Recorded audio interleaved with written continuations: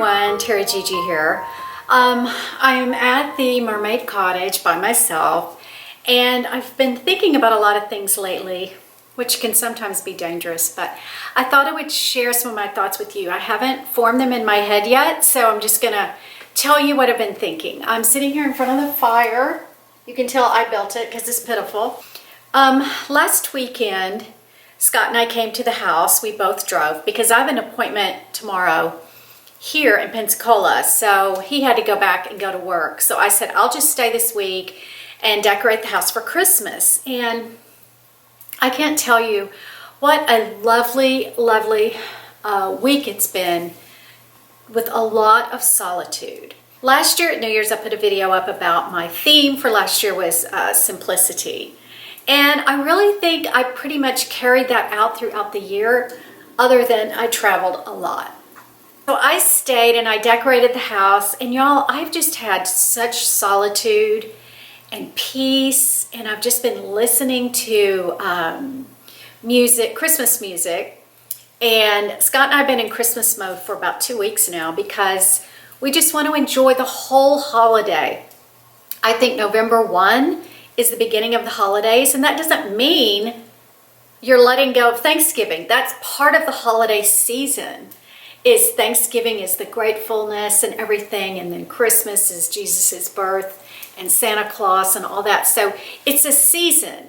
So I don't let people bother me that get upset because, you know, Christmas stuff's out with the Halloween stuff. I get that. Stores need to make a living too.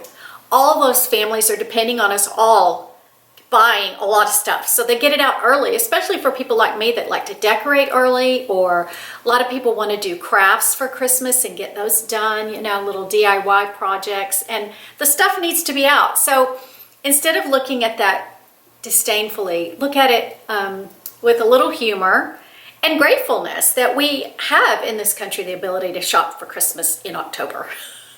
So I've just been puttering around, and this is what I wanted to share. I've really been drawn lately to homemaking, and just for the sake of it, and just for the enjoyment of homemaking.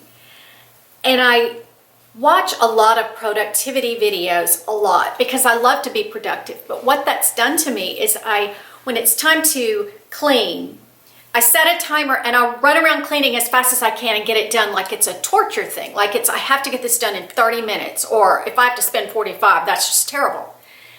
And lately I haven't been doing any of that. I've just been slowly cleaning my kitchen, slowly, you know, moving things around and tweaking little decor things and making things beautiful, and being in the moment of doing the laundry or doing the dishes, or whatever the cleaning is. Or I remember once a friend of mine, she had her 3 children and she was raising her sister's 3 children all at once, and they were all the same ages, and it was a lot to go to overnight. And one time I asked her, I said, what about laundry? That just must be a nightmare, you know, there's 8 people to do laundry for.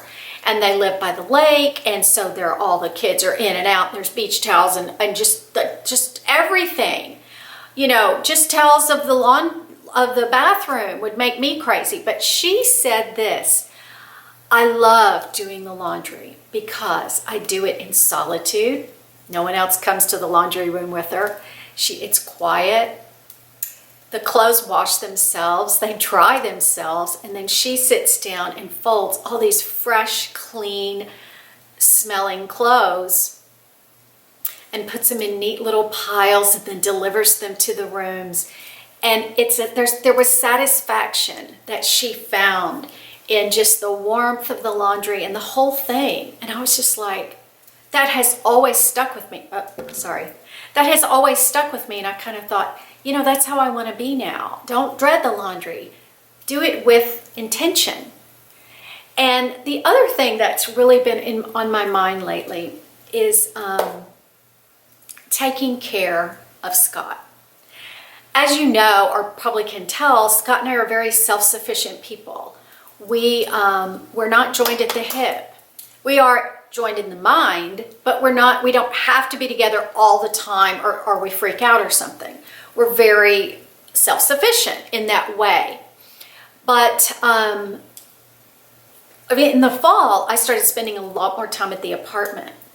And it was like, we both looked at each other after about a week, and he said, I don't want you to go back. I want you here. And I'm like, and I want to be here. You know, I mean, yes, it was necessary for me to be at the beach a lot just to get the house together and get it ready for retirement and have it all pretty when we come here. And I stay a lot, and I'll do that next summer when I have company and everything, and Scott's only able to come for maybe 3 days. Point being, I've fallen in love again with my normal routine of being where Scott is, except this week, okay. But I also feel this need to take care of him, to do more things just for him, just because, just to be nice. I've been cooking more. I've been cooking his favorite things. I've been, of course the house is always clean, but just enjoying cooking more and packing his lunch. He doesn't ever eat lunch at work, and he only has a banana in the morning, and he comes in at 4 o'clock and he's just starving and he's kind of in a bad mood. So I started packing a lunch for him every day because he doesn't want to go into town and leave and go eat lunch. So just taking care of Scott. And then for some reason, I don't know if it's our world or whatever, I feel weird about being just a homemaker again. And I guess it's because I don't have any children, but home at the house. But it reminds me so much when we were first married and we moved out to West Texas and there was just the two of us. I never felt bad back then about being a homemaker. You know, I had a few little part-time jobs here and there, but I never felt like it was weird. But now, because of the internet, I feel like it's a lost art almost for some people. Or you feel like it's not enough, you know, it's not enough to just be a keeper of your home. And so I think that's what I want to be more and more of, and be intentional and be present in what I'm doing instead of setting the timer, which I love doing. Just being present. Like this morning, this is how my mind works, y'all. It's crazy. My coffee was ready to drip. My Keurig. Well, it's not a Keurig. It's this other kind of Hamilton Beach combination thing. And there's a Keurig thing on one side and a pot on the other. Well, the Keurig thing takes longer than a regular Keurig. Am I making sense? So when I put the water in and I push go, it doesn't start dripping right away.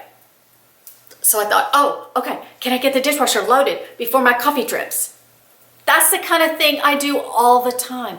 Why don't I just unload my beautifully clean, fresh dishes and be present and be intentional? You know what I mean? I'm enjoying it so much.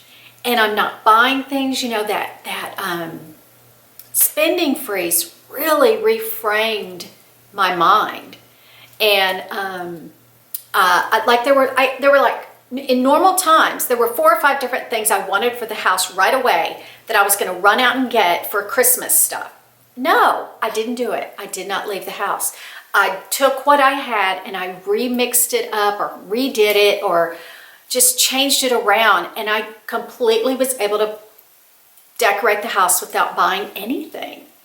And I got so creative with my manger scene, and I don't know, it was just so relaxing and so fun. And I know a lot of you work full-time. I'm talking about people you can even be intentional in the evenings and on the weekends.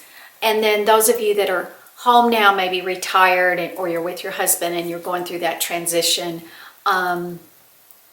you know, just think about that. I always took perfect care of my kids. But Scott, you know, I made him meals and everything, but there's just this different level that I feel now. I'm probably not coming across very well, but that's just how I feel that I need to do that. So, what else? I don't think there's anything else I wanted to share today.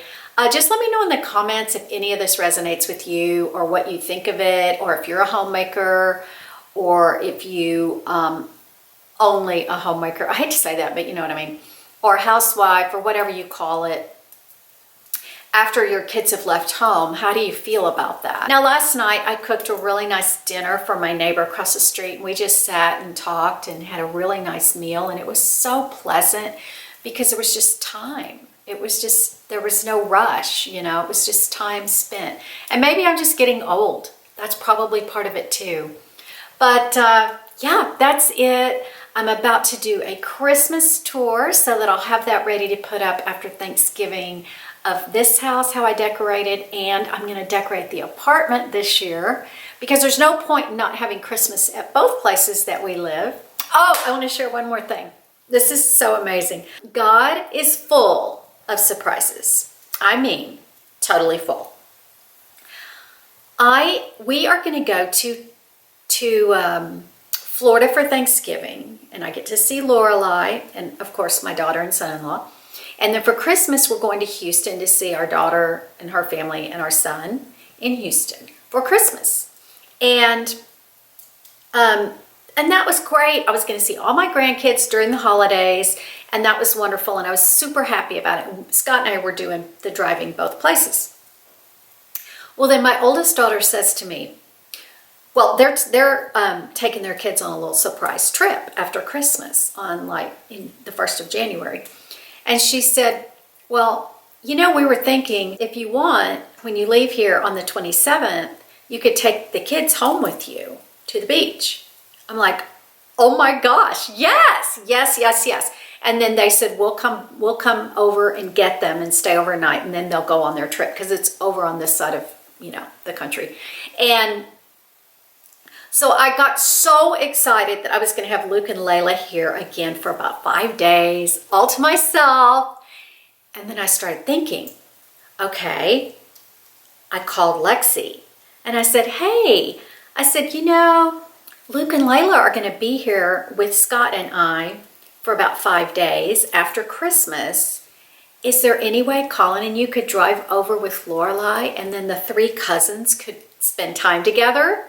Because last year they were together at Thanksgiving, but Lorelai was only 3 months old, so there was no interaction. And we didn't get any good pictures. It was just too busy. And I was thinking of all the pictures I can get of my 3 grandkids now that Lorelai's 1 and she's running around.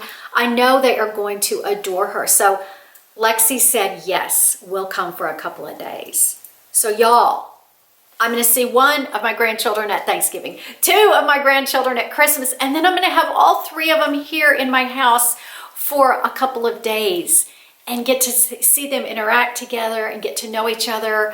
Because Lorelai has like 8 million cousins in Florida, and I feel bad that we don't have a big enough family to have any cousins on this side. So the 3 kids are going to get together, and I can't wait to see Layla interacting with Lorelai. I think it'll be adorable, and Luke will roll his eyes and act like she's messy, and he'll love every minute of it. And so God is so full of surprises. I was hoping that maybe Megan and Craig could overlap maybe one night with Lexi and Colin.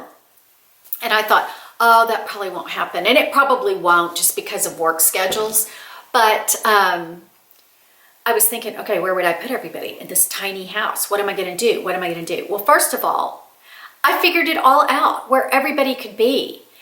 And I told my friend, I said, this house is like that Bible story where the woman has the oil and it never runs out, no matter how much oil she pours out. This house, I always manage to figure out where everybody can sleep. So when just Lexi and the 3 grandkids and Colin are here, Lexi and Colin will be in the guest room. Layla will be in the mermaid room.